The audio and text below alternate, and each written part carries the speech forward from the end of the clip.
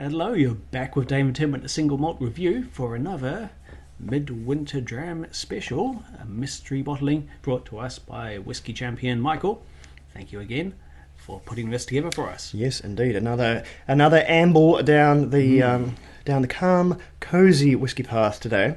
Starting with Dave having rummage in the tankard. What is it obfuscating for us today? Well, we have... It's not going to be much of a revelation. It's going to be literally a number. Number two. Number two. All right. What have we got? Here it is. Where there's we have a sneak peek in there, and there's a mega dark one. I'm not going to tell you which one it is, but it's going to be... Get your wowzer trousers on for that one once that number rolls around. So let's clear that away. Assemble our tools, and what have we got? This one's looking pretty light to me. I wouldn't be at all surprised if this turns out to be the Isla. Okay. Yeah, it's a similar hue to the previous one we tried, which wasn't adult. This is, I think, a touch lighter. It's all right, dogs. Yeah, I was about to say it's not the Isla, but it could still be the Isla. There's an oddness going on here. There's a peculiarity. There we go. I must say these are truly good sample bottles. Oh The pressure seal and everything is just... Half of my sample bottles I think leak because the whiskey slowly disappears, and it's not even to do with me drinking it, which is the usual problem. But these ones are practically state of the art. Oh, there goes some sherry. There's a lot of. Do you also think there's an oddness? There's an oddness. There's a something. I think I get the feeling there's going to be something which will come out on the tongue, which is not evident from the nose, or possibly even if it just warms up slightly. It is. I suppose it is. It's stone cold in cool. this room. Stone cold everywhere actually. But it is, as we said before, middle of winter for us. So this is almost like a actually seasonally appropriate Christmas treat. So it is not too far away from how the other one appeared. Maybe just exactly one paint shade lighter, and that's be about it. And again, looking lovely and soupy on the legs there. Not so much Morse code in this one. It's more just a slime creeping down the bottle. Oil slickness. Yes, I've never been less confident. A quick refresh on our list of clues. I can't quite read it. We have. Well, I'll let you peruse there rather than do the whole thing. But yes, here's the digital ones in case you were. In case we're catching up, and we have, despite doing on whiskey, not eliminated one yet. I've got an inkling, but no, I don't know exactly which one we might have got the interesting sherry, or we might not have. Scotia, if you bump that glass, you can't see us off frame, and Scotia is investigating Tim's coffee mug very closely. Hello, Pop. All right. Well, this is still very odd, but I'm going to have to just suck it and see, I think. And there she is. A obligatory dog tax paid to the internet. All right. I don't think this is Scotch whisky at all. This is far too strange. Oh, wow. I think this is international. Goodness. There is some really fresh wood in there. Like some sort of virgin oak, maybe? Does it taste like just the essence of fresh lumber? There's something sappy. Yeah. And it's a dry whiskey too. Scotia is trying to empty all the clues, the numbers, out of the tankard. Pardon me, miss. Don't suck on those either. Or if we don't want wet clues, and we might try seeing through them. That's 5 and that's 6. All accounted for, none eaten. Good, crisis averted. Okay, so we're back. So this is I am confident of one thing, and that is this is Scotch whisky. It's a damned peculiar one, and I think it's too peculiar. Unless it's some sort of mega young. That's another thing I'm confident of. This is mega young. This is in the mega young brand of whiskies. I wonder if it's New Zealand. It's something I've not encountered. Yeah, it doesn't have the kind of like the hot sort of industrial alcohol note of a whiskey that's too young. It's got tastes of a matured spirit, just with very. I wonder. Not extremely so. I wonder if this is some Scandi stuff, some sort Maybe, of Scandi. I think this is probably. I think it's probably North American, rather not North American, but Northern Hemisphere, we should say.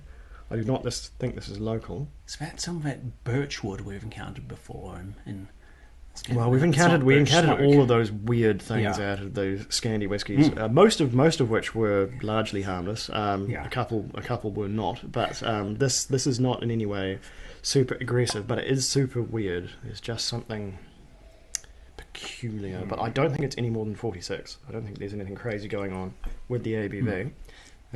Water has brought out a bit of a bite to it that wasn't there before. Just a bit slightly chemical tang. It's a pretty crunchy whiskey. Yeah.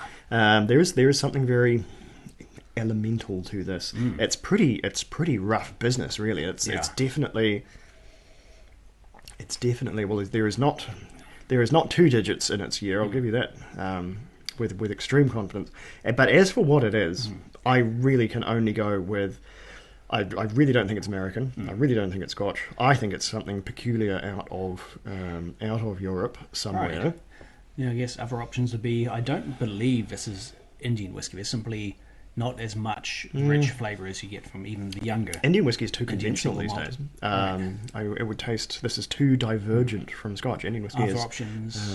Australian whiskey, again, usually that's also stronger very and more complex flavours. much South Africa, like New Zealand. I have no we just don't information. I've never have tried telemetry out of South Africa. That's a very big black hole over there in terms of our whiskey knowledge. But unlikely to be Kavalan because again, or anyone from Taiwan. Too unconventional. There's either wood weirdness going on here, or distilling weirdness, or both. Oh, well, shall we lock in some guesses? You're going for a. I go for summer in Scandinavia. Yep.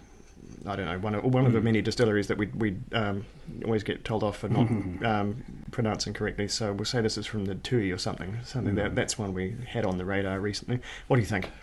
Wow. Oh, looking at the clues. I'm going to go for international Northern Hemisphere, but I'm going to think, just for contrariness' sake, I'm going to guess Japan. One of the could less be a common... super young Japanese. Could be. It could be. All right. So let's find out. Let's do the damage. We have... This is from Kiyosu. This is Aichi Craft. Oh, it sounds 5-year-old. Japanese. It is a Japanese malt and grain blend, brewed with sake yeast, partially aged in Scotch whisky barrels. Partially aged. Oh, well, bang on for the Japanese. So, yeah, Kiyosu are primarily a sake producer, and this is quite possibly produced only for the Japanese domestic market. There's a question mark on that. How weird. 5 years old, which is nice, and 45% ABV. This all matches with what I'm... So there's certainly some weirdness, isn't there? And it's malt and grain, sake used, partially aged in Scotch barrels. What does that mean? Does it mean the other proportion was aged in different ones, or... I don't know. Did they tip some new make back in? We'd have to look up the Kyoshu. Maybe partially aged in new oak, perhaps, virgin oak or some such. We do have a QR code for, I believe, it's the official website. Very peculiar. I don't know. You could see what happens if we do. But knowing that there is grain spirit there too, and also the mention of sake yeast, because when I think about it now, on the finish, there's a note I can't really describe. It's slightly metallic, but not in an off-putting way. A note that I ascribe to sake. I haven't had a lot of it, but I've had it occasionally. Aside from saying that it is weird, I couldn't describe anything in particular. It is quite sappy green note. But yeah, well, I'll between the region and the weird, we were orbiting reasonably close. Yeah, and it was definitively in either case the international Northern Hemisphere. So we can strike that one out with all due confidence. How strange! This is we're getting into the oddball stuff now. I thought this was going to be a reasonably conventional trip, but no, not at all. I'm always happy to have my tastes and preconceptions challenged by something new and interesting and fun. Actually, I enjoyed this. Nasturtium leaf. It's like crushed. It's slightly green tannin, slightly aggressively green. Yeah, nasturtium leaf, nasturtium flower is what I'm getting. I've eaten nasturtium flower before. Weird. Don't ask, but. I can't say I've dined on the leaves or olfacted them too closely. Anyway, lovely dram. Very curious, very different, which is what I'm here for. Very interesting. All right, well, Sandra, thank you for that one. This gives me the suspicious face. But, we have to keep this whiskey in eyesight, or it'll get up to something. It's one of those whiskies for sure. All right, well, thank you for sticking with us. We'll be back with another one very, very soon. Hopefully, if I'm on my game, and we'll see you then. See you another time.